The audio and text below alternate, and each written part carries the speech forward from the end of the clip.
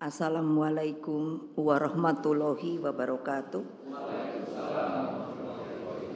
Salam sejahtera untuk kita semua. Shalom, Om Swastiastu, Namo Buddhaya, salam kebajikan, Rahayu. Yang terhormat Wakil Presiden Republik Indonesia, Bapak Profesor Dr. Kiai Haji Ma'ruf Amin, yang bersedia hadir.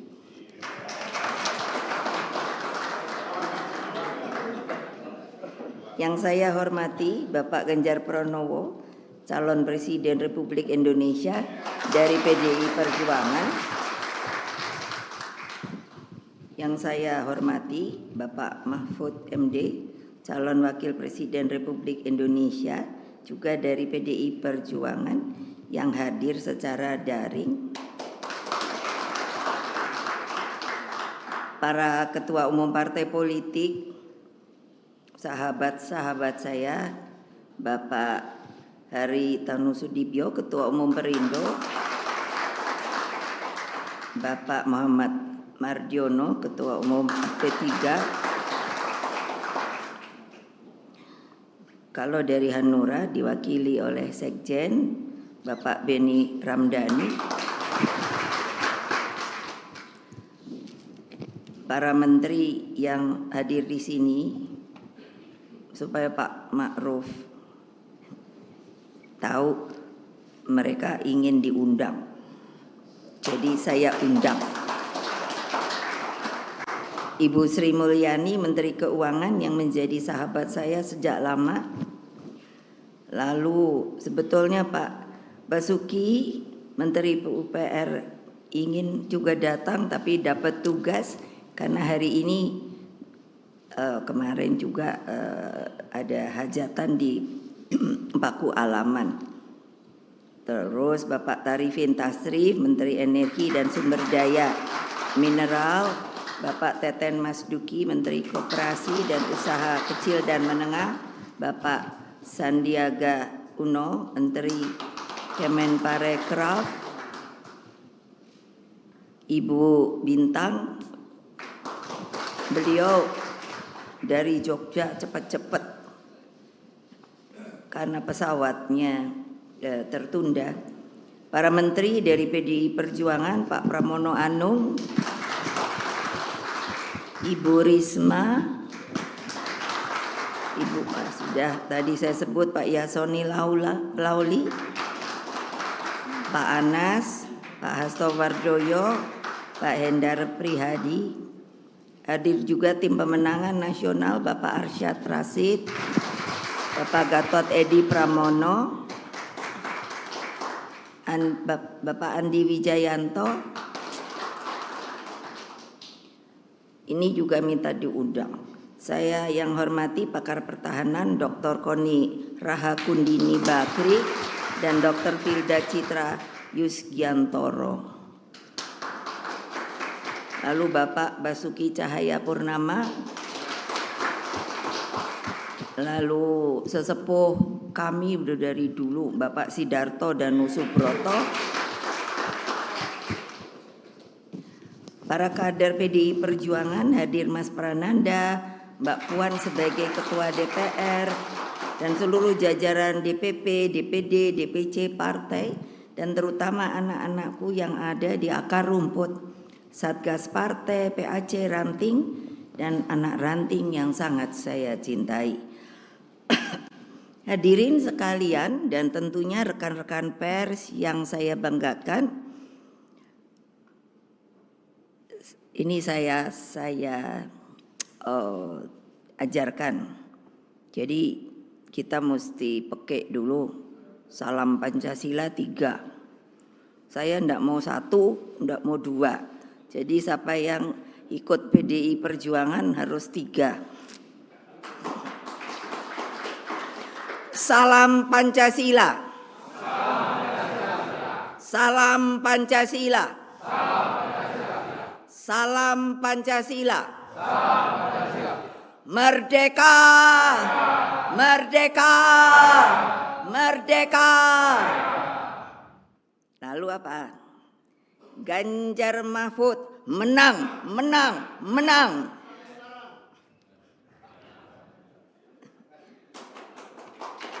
Puji syukur kita panjatkan kehadirat Tuhan Yang Maha Kuasa, Allah Subhanahu wa Ta'ala, sehingga PDI Perjuangan dapat memperingati ulang tahun ke-51.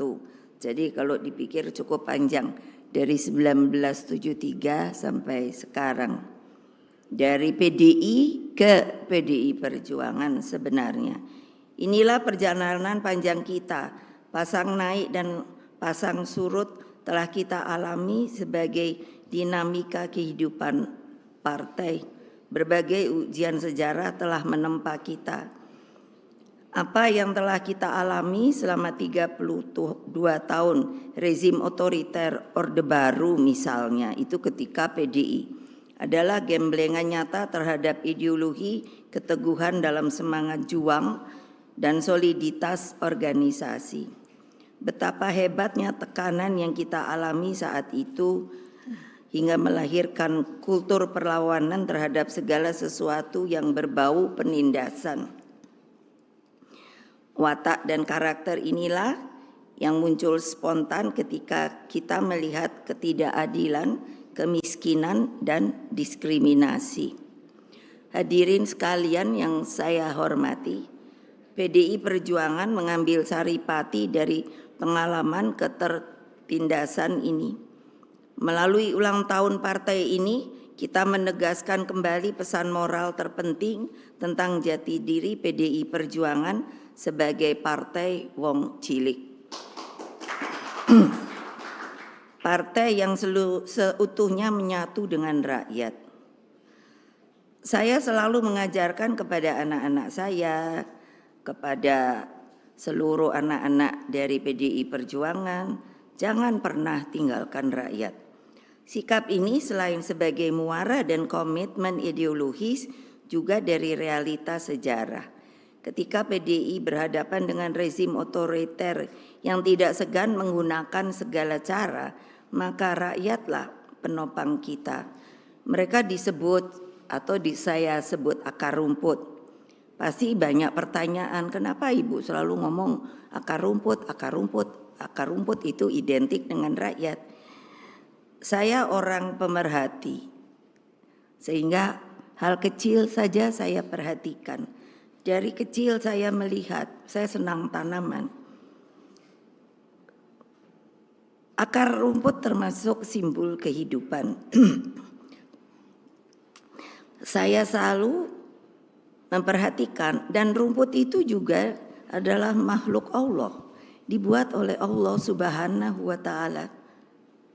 Apa coba? Rumput tidak pernah menyerah serta dapat tumbuh dimanapun.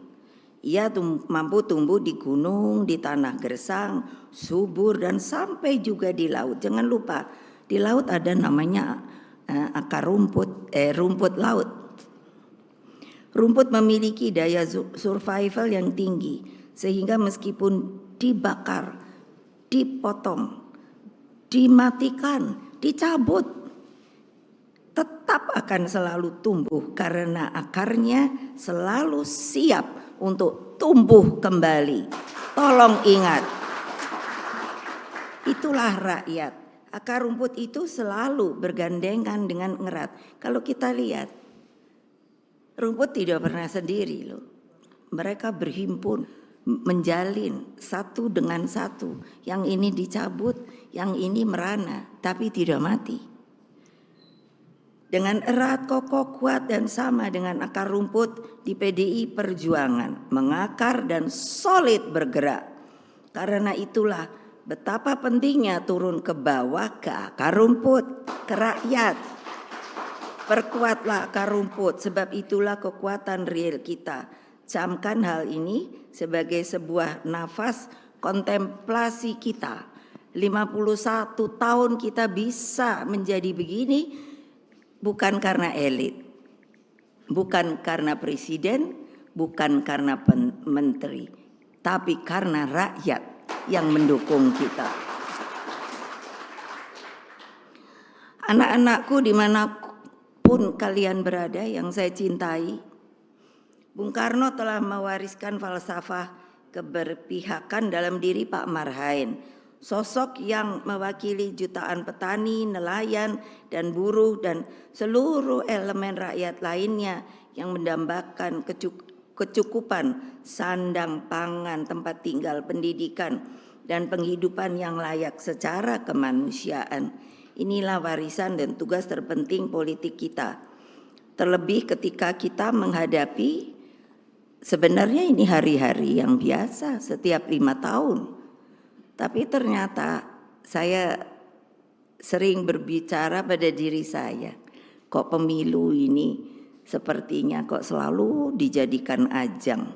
Padahal regulasinya itu sudah mantap, sudah ngerti siapa yang mesti coblos gitu. Pemilu adalah alat bagi rakyat Indonesia untuk menyampaikan seluruh aspirasi politiknya. Dalam proses ini, terhadap siapapun yang akan menjadi pemimpin ke depan, haruslah dipertimbangkan dengan matang. Rakyat Indonesia yang saya cintai, ini saya bicara sebagai Presiden kelima Republik Indonesia. Jangan tergiur. Jangan hanya melihat sosoknya, tetapi pikiran dan hatinya harus menjadi satu.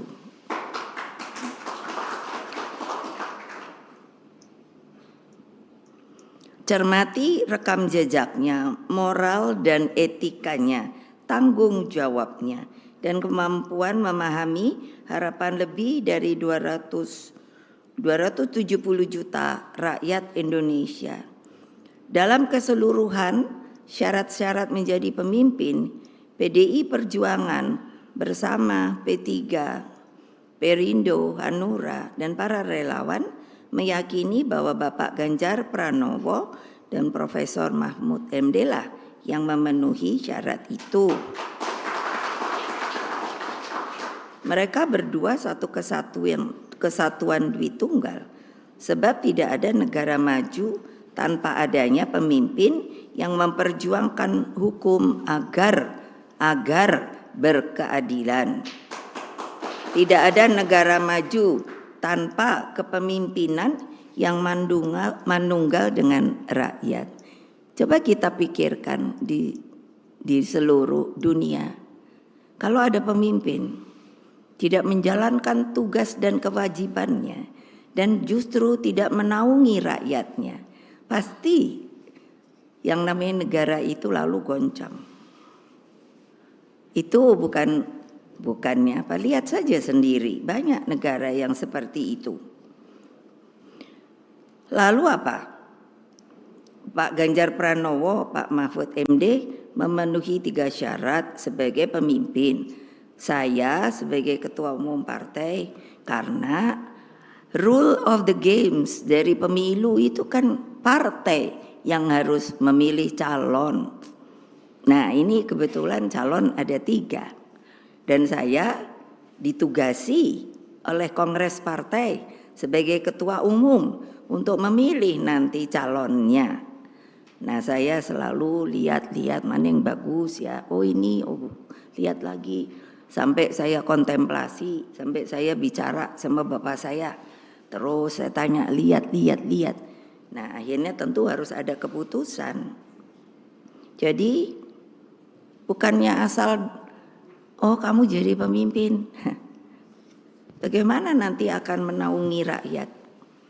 Kalau saya bilang pemimpin itu adalah payung yang mengayomi seluruh rakyat Indonesia tanpa kecuali. Tolong diingat, di dalam Undang-Undang Dasar kita disebutkan bahwa setiap warga negara mempunyai hak yang sama di mata hukum. Ingat, tuh wartawan, ingat. Nah apa? Jadi dengan saya pilih Pak Ganjar Pranowo dan Pak Mahfud MD memenuhi 3 syarat sebagai pemimpin tersebut. Pertama, mereka saya lihat energik. Energi dan stamina sangat diperlukan. Memimpin sebuah negara kepulauan terbesar di dunia.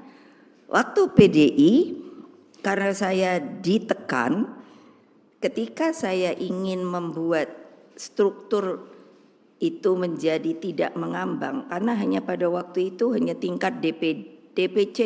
DPC itu hanya kabupaten, padahal di bawahnya ini seperti dibiarkan untuk namanya rakyat itu mengambang. Saya tanya kepada Mendagri, boleh apa tidak? Dilarang apa tidak? Tidak. Saya keliling Republik Indonesia ini bukannya hanya di kota-kota lalu diterima dengan gemerlap dan lain sebagainya. Saya bertemu akar rumput, saya duduk di bawah dengan mereka. Saya dengarkan cerita dan kesedihannya. Saya tahu sehingga adatnya. Orang Jawa, saya ngomong Jawa, orang Sumatera kebetulan dari keluarga ibu saya itu bahasa Sumatera. Jadi kalau tidak bisa keliling republik yang begini besar, lautan kita itu lebih besar dari kepulauannya. Banyak orang sepertinya masih berpikir kita ini benua. No. The biggest archipelago in the world. Mestinya bangga. Satu-satunya. Tolong, terutama kadang yang saya lihat dari TNI, Polri dan lain sebagainya, masih sepertinya diajari bahwa kita ini untuk pertahanan keamanan itu sepertinya memakai sistem benua. Lalu saya pikir ini bagaimana ya membenarkannya. Boleh dong kalau nanti ada yang, oh ibu kok ngomong begitu. Jangan lupa saya presiden kelima, saya pernah wapres. Jadi saya ngerti tata negara, tata pemerintahan. Gitu loh. Jadi apa? Adil. Orang harus menanggapinya. Capek loh kalau mesti bener keliling Indonesia sampai kampung-kampung gitu. Tapi enggak apa-apa. Saya senang aja. Kedua itu beliau cerdas. Lah Pak Ganjar itu kan kader, jadi udah saya liatin. Semua kader saya nih saya liatin kok untuk kaderisasi. Memang harus gitu. Ada yang mengatakan, katanya kenapa kok disebut kader? Ya emang kader, itu persoalan saya. PDI Perjuangan, saya enggak tahu lain partai. Jadi cerdas, lalu baik, dan yang paling penting berempati pada wong cilik.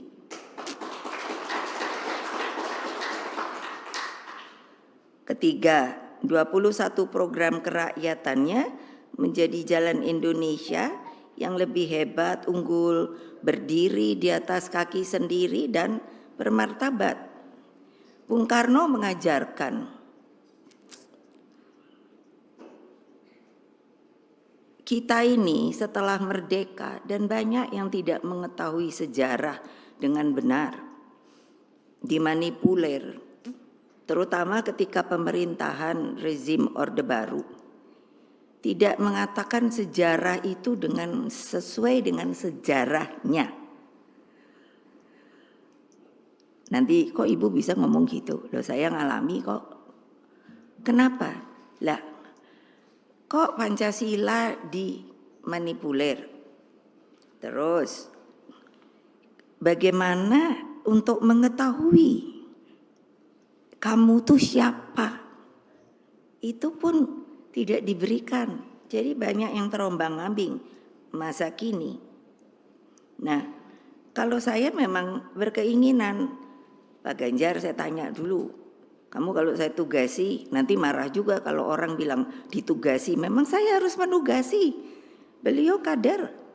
Lalu Pak Mahfud saya tanya juga, kalau nanti saya jadikan presiden dan calon presiden harus menjalankan ya yang namanya rencana untuk bagaimana memimpin bangsa dan negara ini. Sehingga apa yang dicita-citakan oleh para pendidik bangsa, rakyat kita, tolonglah pergilah ke TMP. Saya bawa Mbak Puan, Mas Nanan dari sejak masih TK. Kalau pergi ke Taman Pahlawan. Saya sengaja membawa bunga yang berlebih. Saya bilang pada mereka, setelah keluarga kita tabur bunga, kamu cari nisan-nisan yang tidak bernama. Saya paling jengkel kalau orang mikir, oh ya sudah Bu, kita sudah merdeka ya merdeka. Lupa bahwa negara ini dibuat dengan susah payah, bahwa kita ditekan 3,5 abad oleh para penjajah. Lalu sekarang para elitnya, orang-orang yang sudah berkelayakan, melupakan yang namanya akar rumput, yang namanya wong cilik, yang masih sengsara, yang tidak berkeadilan. Sekali lagi saya katakan, kita setiap warga negara Republik Indonesia, siapakah dia? Akar rumput, rakyat, mempunyai hak yang sama di mata hukum. Sekarang hukum itu dipermainkan, bahwa kekuasaan itu dapat dijalankan semau-maunya saja. No and no. Saya selalu bilang kalau ngomong tuh sekarang 3 kali. Kenapa? Karena nomor kita 3. Ya, siapa yang nggak setuju? Pasti diam. Tapi kalau nanti di belakang ngoceh. Saudara-saudara sekalian, pemilu bukanlah alat elit politik untuk melanggengkan kekuasaan dengan segala cara. Di dalam pemilu, pemilihan umum, ada moral dan etika yang harus dijunjung tinggi. Loh, saya pernah presiden. Ya setelah pemilu enggak ribut saya. Ya sudah, kalau memang betul itu rakyat memilih begitu, sudah. Kekuasaan tuh tidak langgeng loh. Yang langgeng tuh yang di atas loh. Kekuasaan akan berhenti apapun jabatannya.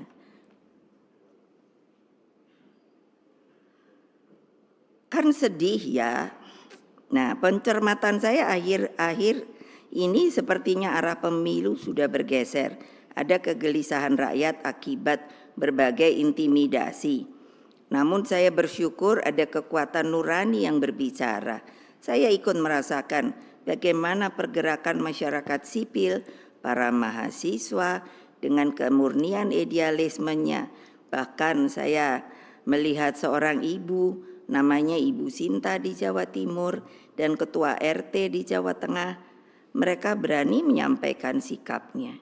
Saya lihat ketua RT marah-marah tuh saya langsung ngomong sendiri, cah gitu. Karena apa? Dia bilang mana surat perintah? Enggak ada. Terus saya nih ketua RT dipilih loh sama warga. Jadi kamu mesti lapor loh sama saya. Jadi mereka yang datangnya tuh diem aja gitu. Itu hak loh. Kewajiban loh. Lupa. Emangnya rakyat mau kamu pentungin? Penjajah boleh kamu tembak, tapi kalau rakyat no. Ingat loh. Ini saya masukkan message saya, dan pasti harus tahu siapa yang melakukan hal-hal seperti itu. Ini adalah negara merdeka dan berdaulat, saudara-saudara. Tidak ada sebagian yang merasa berkuasa. Kekuasaan itu adalah di tangan rakyat. Jawab kalau ada yang tidak setuju. Itu saya mau. Kalau nggak sama. Itu apa? Katanya demokrasi, demokratis. Mana? Mereka berani menyampaikan sikapnya. Insan pers juga terbukti mampu menjadi benteng demokrasi. Di tengah arus gelombang menjaga demokrasi itulah, maka kepada TNI, Polri, dan aparatur sipil negara harus menjaga prinsip netralitas.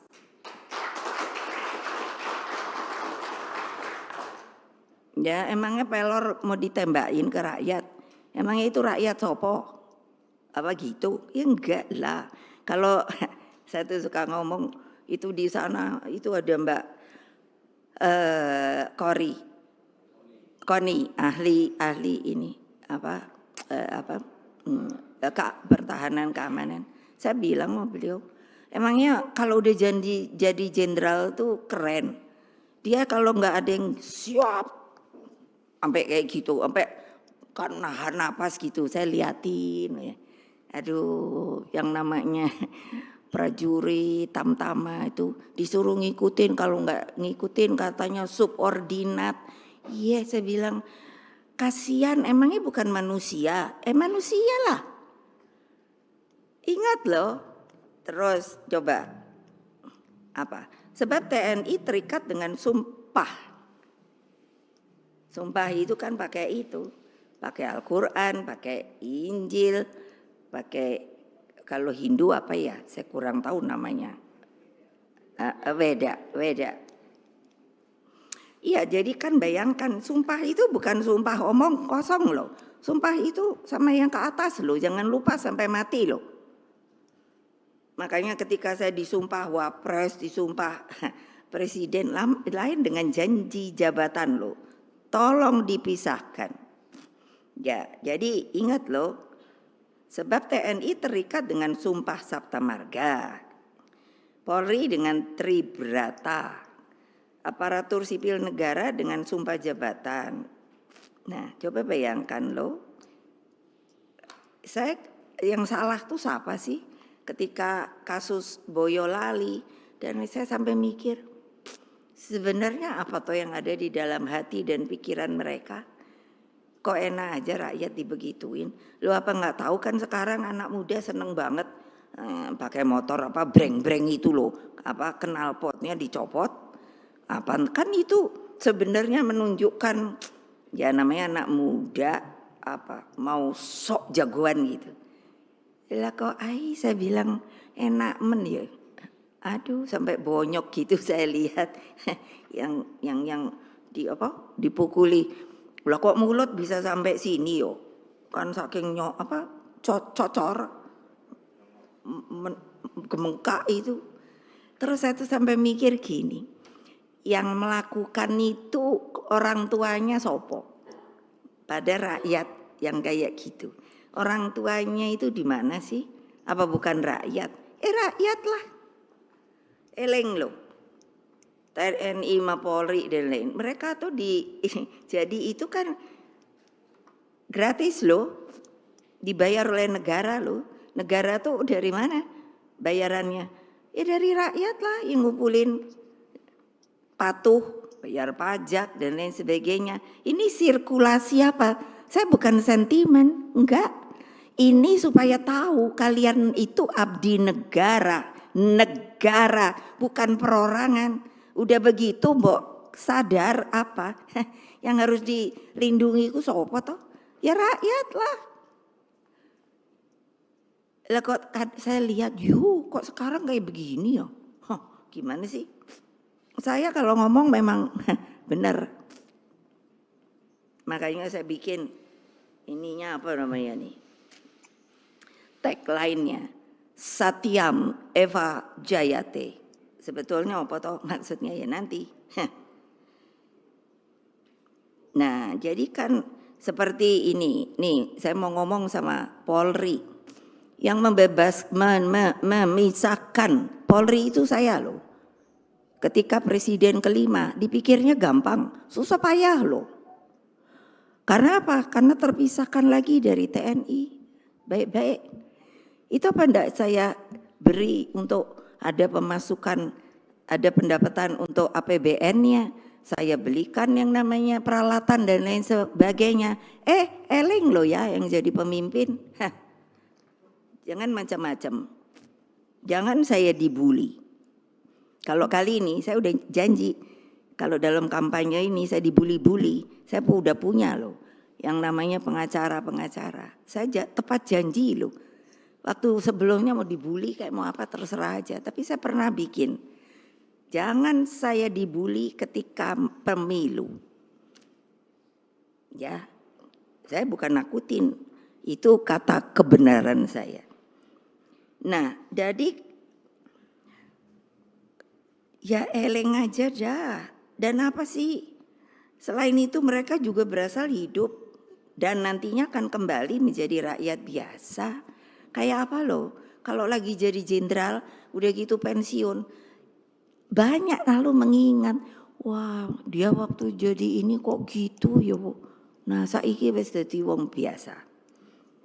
Hadirin sekalian, seluruh anak-anakku yang sedang mendengarkan dimanapun mereka berada, kebenaran dalam pemilu terjadi ketika rakyat dapat mengekspresikan hati nuraninya secara bebas, merdeka, dan berdaulat. Nah ini juga untuk KPU, Bawaslu, tolong dong kerja yang benar. Saya kan baca tuh di jalan ada apa itu baliho, wah pemilu yang demokratis. Di mana ya saya lihat ada 2. Kan saya mata tuh suka lihat kalau lagi jalan. Lalu jujur, adil, luber, langsung, umum, bebas, langsung, umum, bebas. Nah ini bebasnya dan rahasia. Jadi tidak digiring loh. Tolong ya. Lah gimana Toyo? Saya dulu mempertahankan nanti. Dulu saya mau, dulu kan waktu zaman Orde Baru tuh LPU. Lembaga Pemilihan Umum. Menurut saya itu lebih kuat. Nah, tapi waktu apa namanya? Reformasi itu dijadikan komisi. Saya selalu mengatakan, tapi selalu kayak saya dibully gitu.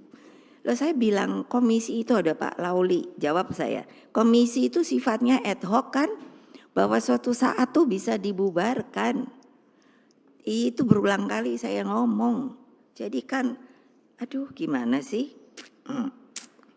Kita berkumpul di sini karena meyakini kebenaran dalam politik itu. Mbok biarlah rakyat tuh senang gitu loh. Mikir-mikir sendiri. Tapi kita kan boleh memberikan omongan dengan baik, itulah adanya debat untuk melihat dengan langsung positif, mana ya yang bagus, mana ya yang pintar, gitu loh. Lah kalau hanya mau jadi pemimpin tapi nggak bisa apa, yaitu menaungi rakyat. Yang paling kritis apa sih? Ketika jadi pemimpin sopo wae, itu dalam keadaan suasana keadaan tuh sedang krisis atau kritis, itu kan mesti dapat orang pemimpin tuh yang tak gitu, smart gitu loh. Iya, jadi apa juga ya. Ini pesan pesan rohani saya. Guna menggelorakan pentingnya kebenaran dalam politik, saya secara sadar dan juga penuh keteguhan hati memilih tema HUT PDI Perjuangan ke-51. Mungkin banyak ibu kok bahasanya bukan Indonesia, yaitu Sanskrit, Satyam Eva Jayate, yang artinya kebenaran pasti menang. Jadi kan nanya, dari mana ibu dapat? Saya ini suka baca buku. Udah begitu lama saya kayaknya udah jadi anggota DPR.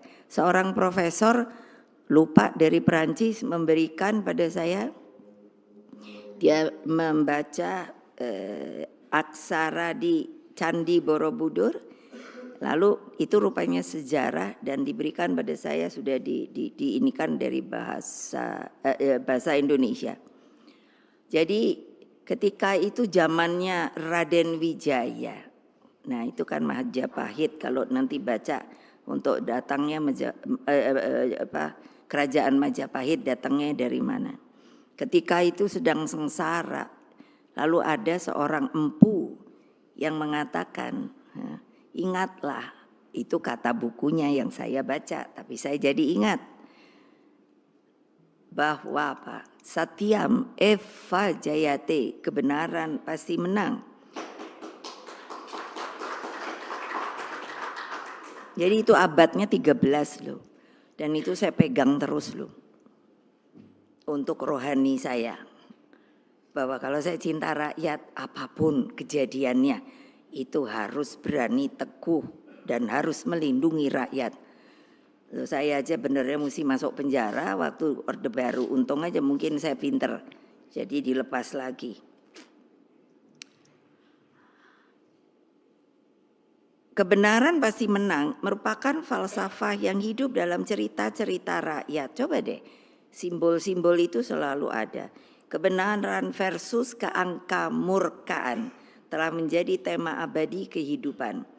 Kalau lihat cerita wayang tentang Pandawa dan Kurawa misalnya, mengajarkan pentingnya laku. Laku itu kalau bahasa Jawa kehidupan yang harus dijalankan. 5 sosok kesatria tersebut dengan bimbingan Ibu Kunti dan Kresna sebagai ahli strategi memperoleh kemenangan karena selalu bertindak atas tuntunan moral, etika, dan kesatu paduan dengan punakawan. Punakawan itu simbol dari rakyat kecil, sosok yang mewakili rakyat kecil atau yang saya bilang akar rumput.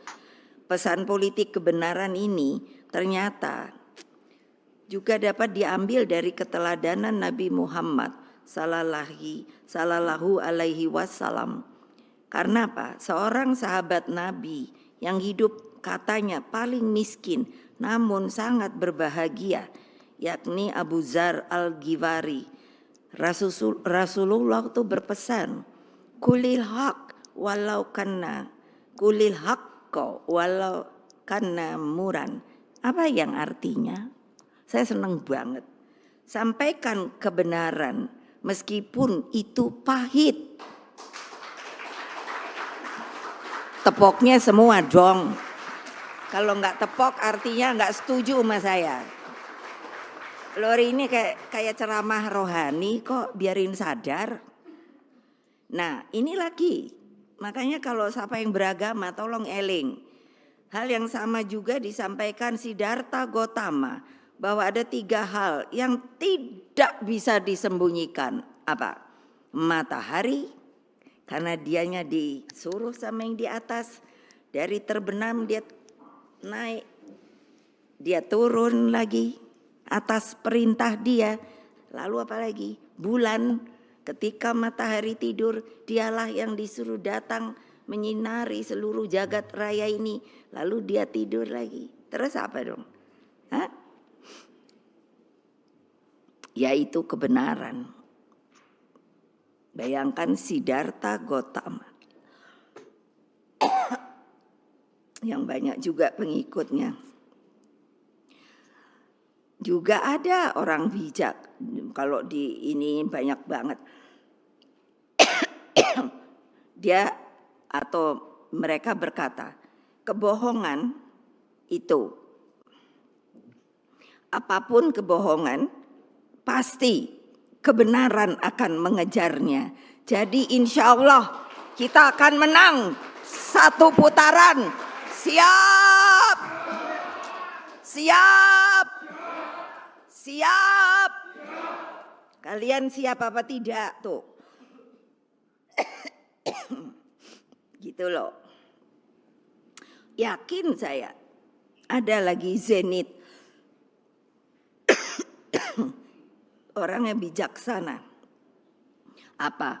Kebenaran itu suci di atas segalanya. Coba bayangkan kalau kita bohong, itu bohong sama diri kita sendiri loh. Nah, tadi saya bicara sama Pak Ma'ruf. Pak, saya diajari keluarga saya untuk agama Islam. Dari sejak kecil. Kalau saudara saya nakal, nenek saya terutama. Dia cerita, ada malaikat di kiri dan kanan. Kalau nanti momen saya mau apa, dia hanya begini. Terus bilangnya ke kiri. Jadi apa artinya? Nanti kamu dicatat sama yang kiri loh. Yang kiri mencatat hal-hal yang tidak baik. Kalau yang kanan itu hal-hal yang baik. Coba loh. Mbok yo gitu loh, para sadar eleng dek. Jangan hanya karena udah merdeka lalu bisa berbuat segala macam. Masa nggak ingat sama beliau seperti tadi pejuang. Anak-anak saya ingat nanya, Kenapa kalau yang lain ada namanya? Kenapa kok yang ini tidak ada? Apa yang saya bilang? Karena dia secara lahir batin bersedia untuk memerdekakan republik kita. Ini Bapak Pas Pampres, ingat tugas Anda, mana dia? Pas Pampres, Pampres, iyalah. Jangan hanya karena apa? Memang menjaga presiden, Wapres. Saya tahu saya juga dijaga, tapi kan ada ukurannya. Iling, ini bukan penjajah, ini rakyat Indonesia. Jadi keyakinan bahwa kebenaran lah pasti menang itu siapa sih yang ngajari? Ya beliau-beliau ini. Sampai teguh karena tahu kita dijajah. Harus dikalahkan. Kalian berani apa tidak? Iyalah. Masa pemilu aja dibuat ajang tarik menarik? Ya enggak lah.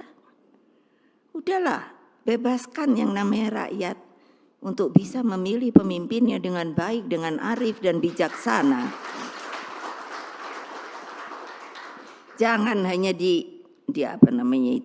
didorong-dorong, disuruh-suruh, udah dengan intimidasi lah, dengan kekerasan lah.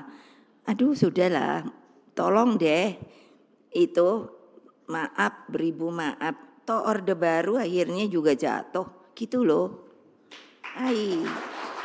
Gimana toyo? Apa artinya? Bahwa kekuasaan itu tidak langgeng, yang langgeng tuh rakyat loh. Karena apa? Siapa yang bikin rakyat? Allah Subhanahu wa ta'ala. Diturunkanlah manusia ke dunia. Jangan lupa untuk apa? Antara lain kalian itu kan menjadi apa? Bangsa-bangsa yang makanya beraneka ragam. Tapi satu jua.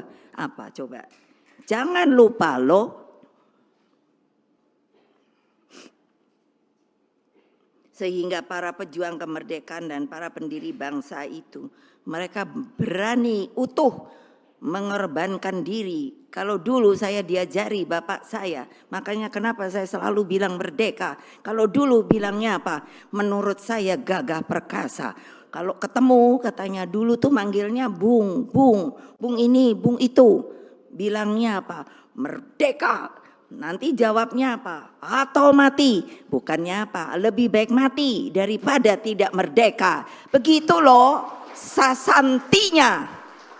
Ayo kalian yang menjadi tentara Republik Indonesia.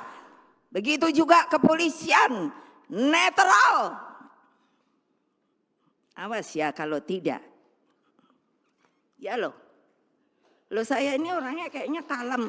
Itu si Opa tuh, itu polisi dia. No, bilang nama polisi dong. Jangan dong rakyat disakiti atau apa. Hanya karena dia memilih yang lain daripada kehendaknya. Ayo Opa, ngapain situ di apa namanya? Bantimpres. Ngomong. Tuh pada diketawain iyalah. Kalau situ PDI Perjuangan. Kalau bukan ya jangan.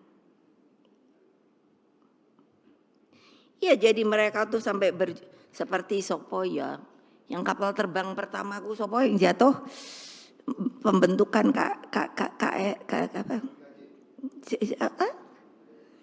Tunggu dulu. Kapan itu kan kita belum yang permulaan itu TNI itu kan tentu kan dari Laskar dibikin jadi dari apa untuk yang bisa gampang kan angkatan darat. Tapi setelah itu kan Halim Perdana Kusuma apa ya? Apa Adi Sucipto ya? Mana yang duluan? Sopo? Yang sampai jatuh itu loh. Adi Sucipto. Loh iya kok nggak pernah mikir loh ya. Itu benernya kan jenderal loh, jenderal penuh kan. Siap. Saya ini kenapa bisa gini? Saya ini pernah paskibraka. Jadi saya ngerti gitu. Cara hormat tuh gimana. Jadi jangan deh kalau saya lihat ini prajurit tuh pada melempem gitu. Aduh, wis ngono wae saya. Berjuang bermodalkan semangat, keberanian, visi masa depan. Lalu apa? Yaitu kesatu paduan dengan rakyat. Nah, hasilnya aja untuk Indonesia luar biasa loh. Makanya beliau ini dijatuhkan loh. Hasilnya bukan hanya Indonesia merdeka, namun benih-benih semangat anti imperialisme dan kolonialisme menjadi apa? Menjadi terus ditahan. Tidak bisa lagi. Karena apa? Kita yang mengadakan. Ini kan hebat ya. Negara-negara terjajah dalam sebuah konferensi Asia Afrika yang gaungnya sampai hari ini masih ada, dan gerakan non-blok. Inilah tinta emas sejarah kepemimpinan Indonesia bagi dunia. Bukan saya ini lalu ya terang aja Bung Karno bapak saya gitu. Banyak kan yang bilang, banyak, oh ibu ya terang aja belain Bung Karno. Memangnya saya mesti ngaku bapak saya Pak Badu kah? Pak Sopo ya memang Bung Karno bapak saya, tapi dia pemimpin saya, dia mentor saya. Kalau lihat tadi seperti itu, bayangkan kalian itu Bung Karno ketika tahun 50 kembali kemerdekaan ada di kita lagi. Itu yang sampai penuh gitu adalah apa? Rakyat mengeluh-elukan karena tahu bahwa kita merdeka penuh. Kalian sekarang sekali lagi rakyat mau dibegitukan? No. Saya udah ngomong berapa? 3 kali. Apa artinya? Saya serius loh. Silahkan memilih yang benar supaya dicintai oleh rakyat. Jadi jangan alasan, aduh saya sampai mikir, oh ya kalau ini kan sebetulnya dimenangkannya oleh sukarelawan. Emangnya sukarelawan itu datang ke KPU? Saya loh ketua umum yang neken siapa yang bakal calon. Gitu loh. Tolong ingat deh. Kecuali kalau ada untuk presiden sama wapres itu independen. Kan gak laku. Alah udah rakyat jangan dibodohi lah. Ya konferensi Asia Afrika itu sampai hari ini saya ke luar negeri aja, wah pasti dielu-elukan. Kita makin banyak yang merdeka karena konferensi Asia Afrika. Nah itu pemimpin yang benar loh, bapak saya nanya, apa enggak takut sih Pak kalau nanti kita ini kucilkan?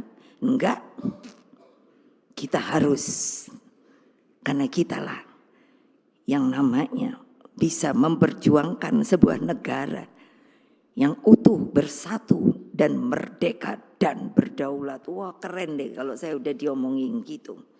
Lah ini kok melempem. Jadi ini tinta emas sejarah kepemimpinan Indonesia bagi dunia, jangan dilupakan dong. Pertanyaan saya selalu pada tentara Polri, kalau negara kita diserang, kalian siap apa tidak? Nanti jawabnya PR. Saudara-saudara sekalian, seluruh rakyat Indonesia yang saya cintai dan banggakan. Sekiranya setiap pemimpin dan setiap anak bangsa memegang falsafah kebenaran tersebut, maka politik akan menampilkan watak sejatinya untuk menebar kebaikan dan menjauhkan keburukan. PDI Perjuangan dengan usia yang 51 tahun ini menempatkan kepentingan rakyat, bangsa, dan negara sebagai akar dari seluruh eksistensi dan dedikasi partai. Semua dengan niat tulus, kerelaan hati, dan tekad mewujudkan kebenaran dalam politik. Sikap ini senafas dan sebangun dengan Bung Karno yang menempatkan dedication of life pada Tuhan, bangsa, dan negara di atas segalanya. Beliau berjuang dengan penuh rasa cinta kepada rakyat Indonesia melebihi apapun, sebab kehidupan rakyat adalah kehidupan Bung Karno itu sendiri. Kebayang nggak sih? Nggak ada yang mau nanya. Kita merdeka tuh sebetulnya yang ngomong ku sopo toh. Hanya 17 Agustus dibunyikan proklamator. Lembok, ingat dong, kalau nggak ada beliau, belum tentu kita masih Bengkari terjajah. Ini fakta loh. Orang saya tanya sama ibu saya, waktu itu benernya pada takut nggak sih? Waktu mau mengucapkan proklamator, lah iyalah mau ngerekkan bendera merah putih, orang namanya lagi dijajah, Jepang, untung waktu itu sudah kalah. Bung Karno itu seorang jenius loh. Apa? Visioner. Beliau kan sudah ada, makanya mestinya baca buku. Apa? Sudah itu sebetulnya kalau dibaca maka kita mengerti why kita harus merdeka. Beliau bilang nanti kalau di lautan Pasifik itu menjadi merah, maka pada waktu itu, beliau senang simbol-simbol, maka pada waktu itulah rantai penjajahan akan putus. Makanya dibuat patung di dekat Hotel Borobudur tuh apa? Itu kan patung Irian Barat dengan rantai yang apa terputus. Tolong ambil, jatuh.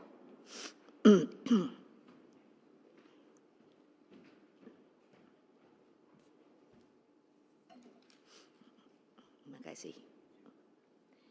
Lah gitu tuh kan mestinya itu membanggakan diri loh. Dan membuat kita harus ingat. Saya waktu dengan sukarelawan kan saya bilang yang paling awal, who am I? Bukan who I am. Kalau I am saya.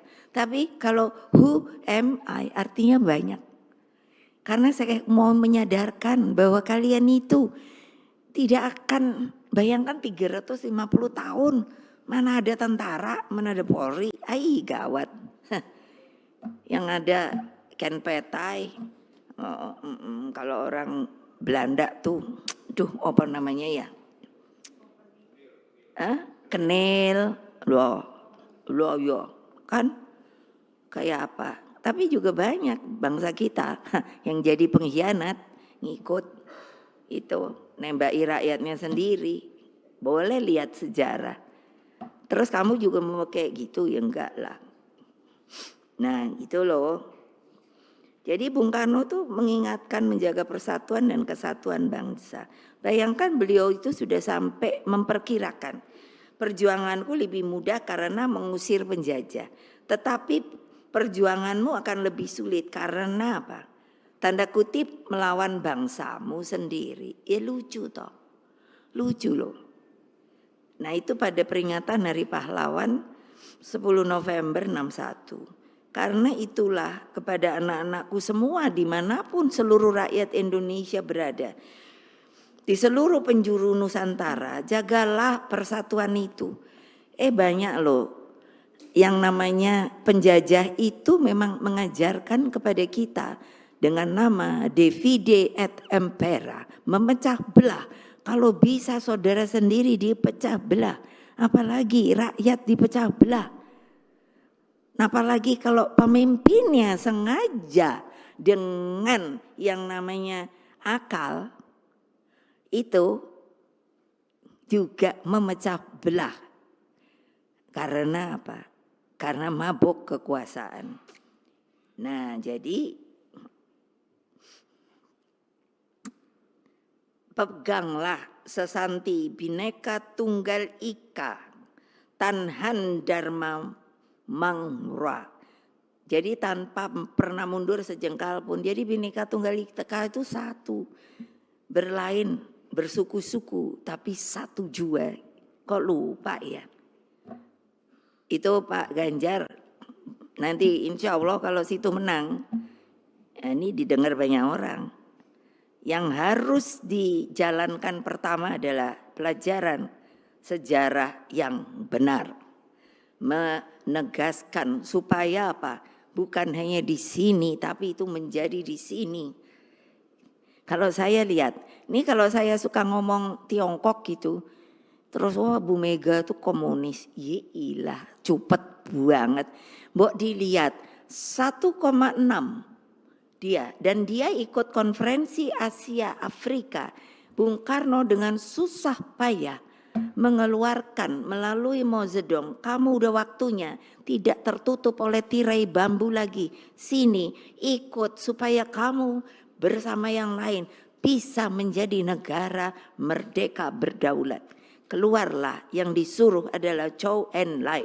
Nah ini mana ada di sejarah yang datang Zhou Enlai, lalu siapa Panglima Chen He begini, saya liatin aja karena kan masih kecil tapi udah kelihatan punya karakter.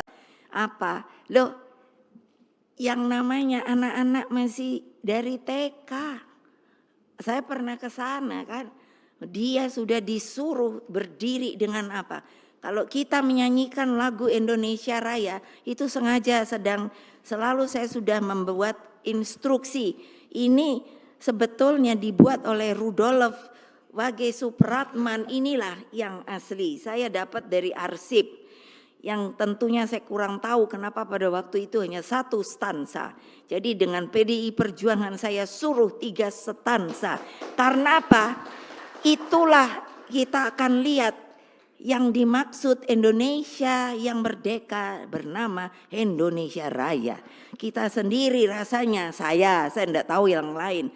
Tapi itulah yang menumbuhkan rasa cinta tanah air dan sesama rakyat dan bangsa di dunia ini. Makanya harus ada di sini. Oleh itu Tiongkok dari PAUD dia suruh anak-anaknya begini. Lalu apa? Kalau tidak begini adalah begini. Nah coba bayangkan, hai masih kecil. Lalu saya dibilang komunis, saya nggak ngikut komunis. Saya ngikut Pancasila. Tapi kan banyak hal yang bisa untuk ditiru. Mengapa bisa? Saya dapat dari Presiden Xi Jinping surat. Karena sebenarnya Mbak Puan yang datang waktu partai ya yang kamu diundang itu. Apa? Disebut bahwa sekarang ini di Tiongkok itu nggak mungkin dong berani tulis surat. Sudah tidak ada kemiskinan sampai di tingkat desa. Pertanyaan saya, apakah sampai tingkat desa itu bukan ada rakyat yang masih yang kita sebut fakir miskin? Makanya kenapa yang namanya tagline saya pada raker berapa?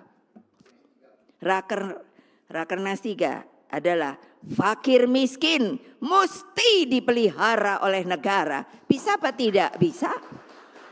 Kamu mesti hitung APBN nanti dengan Menteri Keuangan. Iya dong. Nah jadi kan betul kalau ada Pak Mahfud. Gimana nih jangan korupsi.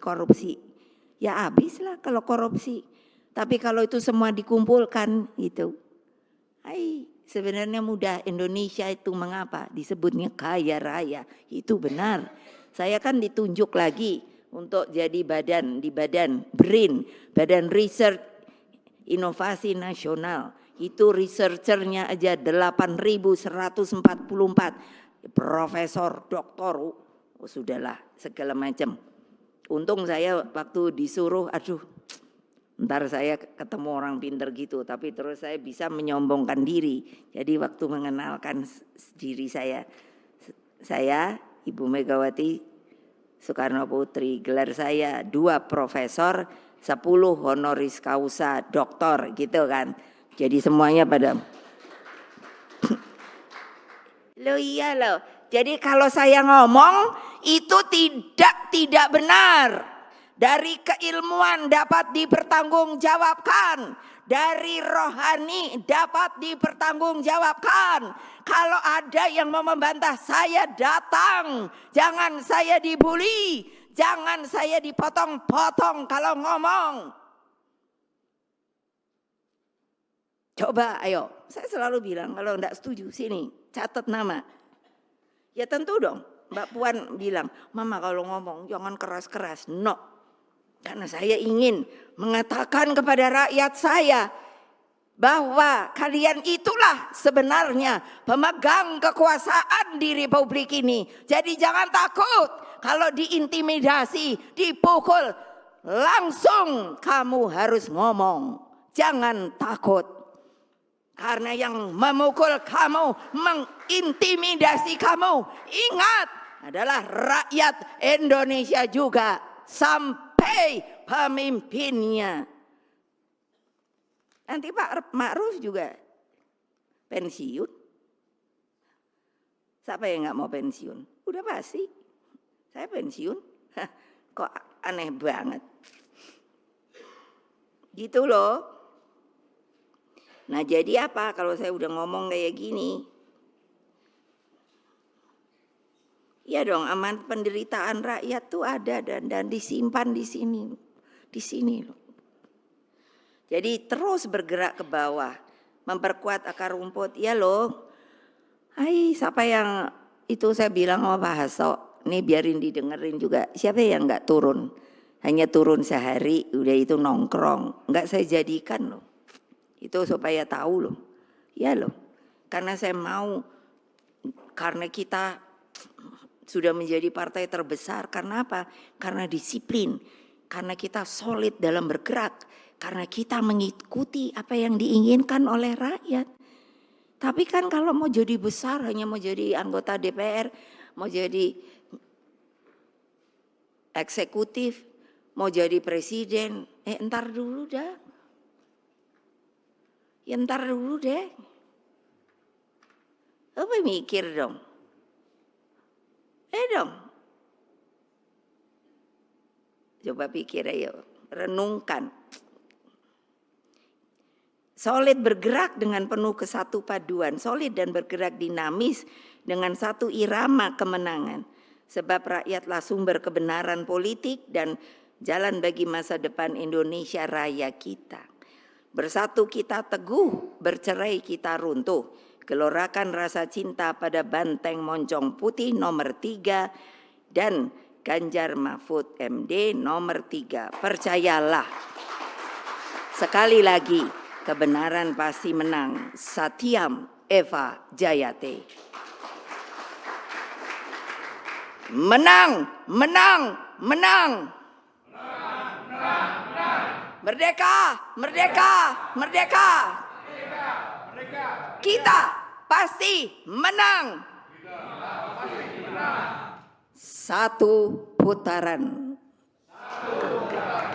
Semoga Allah yang Maha Kuasa meridhoi perjuangan kita. Wassalamualaikum warahmatullahi wabarakatuh. Om Santi, Santi, Santi, Om Rahayu. Makasih.